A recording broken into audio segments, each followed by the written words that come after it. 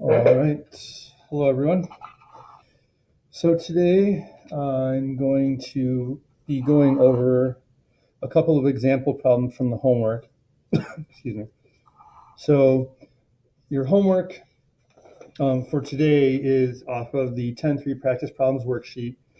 You guys should be doing numbers 10 through 24, but just the evens for today. All right. So in this video, I am going to be doing one of each type of the problems to sort of walk you through. Okay, so I'm going to do numbers 18 and 20.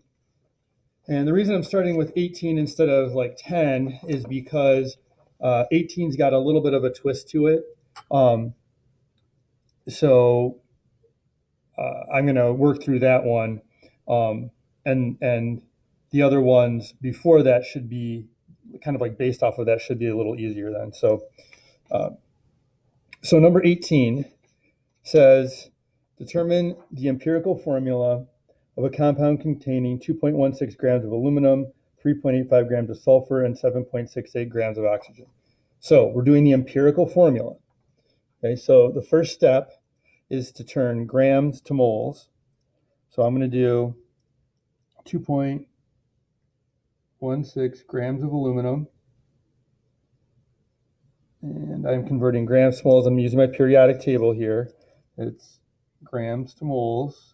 1 mole, the grams going to 1 decimal. Off the periodic table, aluminum is 27.0, 27. Okay.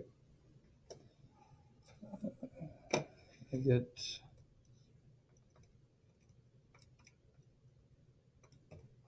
now these numbers you should take out to several decimal places if they go that far. This number does not. 0.08 is all the aluminum goes to. Okay, let's see what's next. 3.85 grams of sulfur.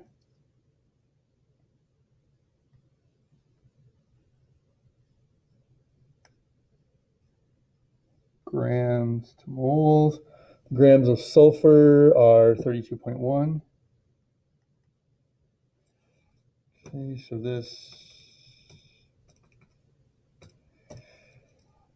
Okay, so this number does come out. So this one is 0.119938. That should be enough.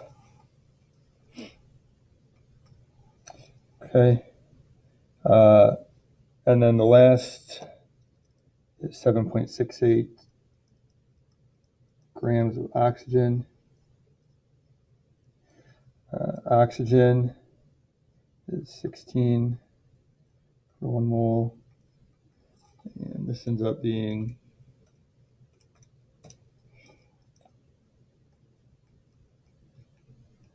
okay. So once you get the moles of each element, then the next step is to divide each one of these by the smallest. So we look and we compare, and the smallest number here is the 0.08. So I'm going to divide everything by that.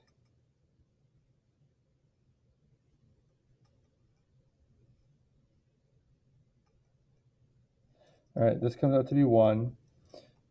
This comes out to be 1.499, blah, blah, blah. And this is 6. Exactly. All right, now, at this point, we look at these numbers, all right, and they need to be close enough to round to whole numbers. Now, remember, this is off the notes. Close enough to round to whole numbers means within 1/10 of the whole number, either above or below. All right, so in this case, if it was 1.1, we could round it to 1. If it was 1.9, we could round it to 2, but it's between that. So if it's between this portion, we've got to find something to multiply by to make it a whole number. So if I look at this, 1.499 is essentially almost 1.5. So what can I multiply that by to get a whole number?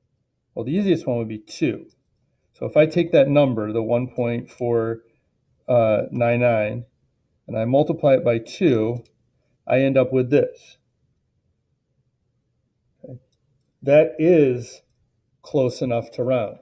2.99, that is above 2.9, which means it's close enough to round to 3. Okay, so I'm going to multiply this by 2, and that's going to give me 3. And now, whatever you do to 1, you've got to do to all of the numbers. So I'm going to multiply all these by 2. Gives me 2, and this gives me 12. So my empirical formula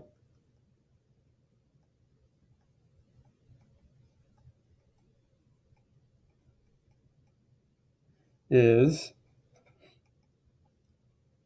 AL2,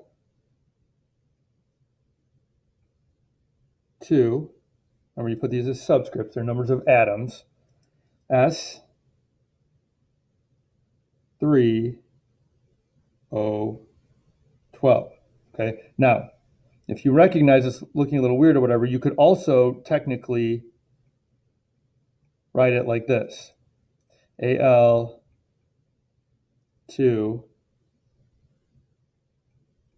parentheses SO4 3 like that. I don't expect you guys to, I wouldn't expect you really to know to write it like this. I would expect most people to write it like the top one. Either one I would take. Okay? All right. That's it for 18. Let's take a look at 20.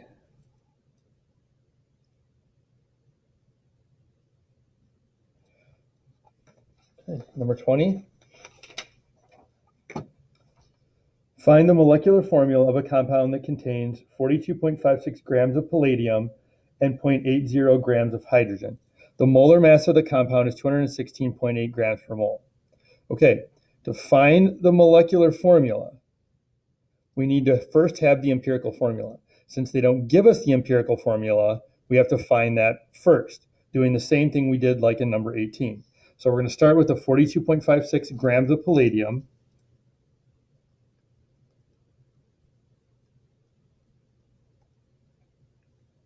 We're going to convert that to moles.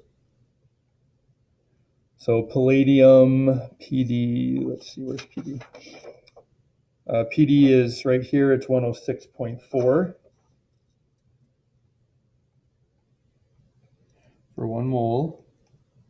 And this comes out to be, let's see. Oh, wow, okay, so that's just 0.4, nothing else. Okay. All right, and then we've got 0.80 grams of hydrogen. Hydrogen is a molar mass of 1, so that actually just stays. This one actually is going to come out really nice. Now, at this point, we divide by the smallest. This is 1. This actually comes out to be exactly 2. Okay, so our empirical is PDH2. But we need the molecular. So to get the molecular, they gave us the molar mass of the compound, right? So for the molecular, we take the molar mass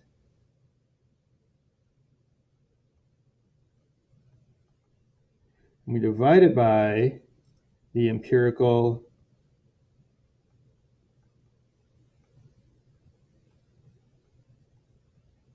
formula mass. Okay, the molar mass is given to us in the problem. So that is 216.8 grams per mole.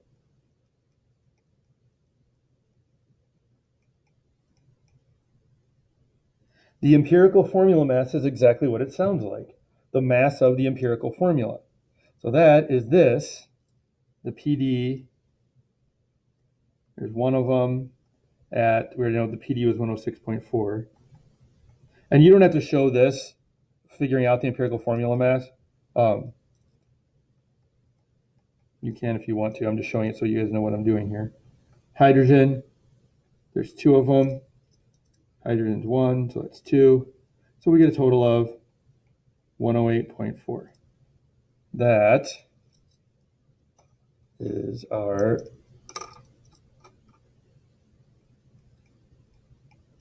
okay, so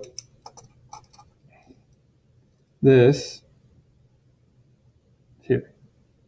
Okay, and this was given to us. The 216.8 was given to us in the problem. So the 108.4 is the empirical formula mass. And this very conveniently comes out to be 2. Okay, now this number is the multiplier. Remember, if it needs to be a whole number or very close to it, if it's not, you did something wrong. Okay, it's not like these numbers in the empirical where you can multiply to get a whole number. This one needs to be really close to a whole number. If it's not, you did something wrong. Go back and check your math. All right, so the multiplier, what we do is we take that times the atoms for the empirical. So we use this, so it's like PD and hydrogen. So we end up with a molecular formula of PD2H4. There we go. All right. That's all there is. So remember, you're just doing the evens for today. If you'd like to get a head start on tomorrow will be the odds. You can do that. If you want to wait and make sure that you're doing them correctly, we will be grading these on Wednesday in class. If you got questions, let me know. Otherwise, good luck.